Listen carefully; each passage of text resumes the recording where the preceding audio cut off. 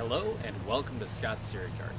I'm Scott Anderson, and today I'm going to talk about bees and some of the things we can do to attract them to the garden and keep them happy and healthy. So, bee populations are declining all around the world, and the U.S. in particular. And a lot of the science out right now says that it's due to pesticides. And the EPA is even talking about putting warnings on the labels of the containers to show which pesticides are going to kill bees. Now, unless you're the CEO of a large pesticide company or high-ranking in government, there's not a lot you can do to solve the root cause of the problem. But as gardeners,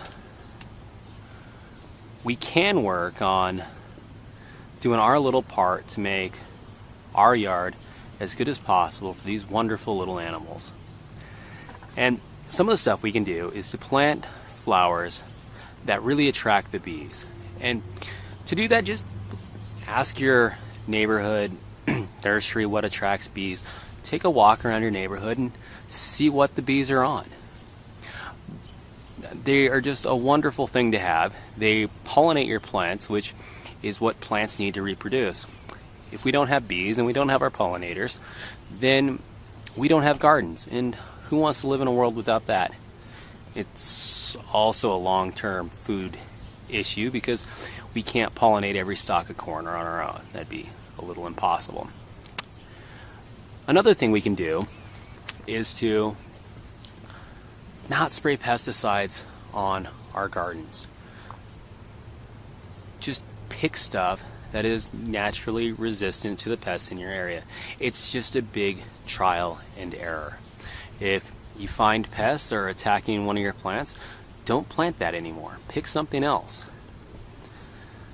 And really limit your herbicides.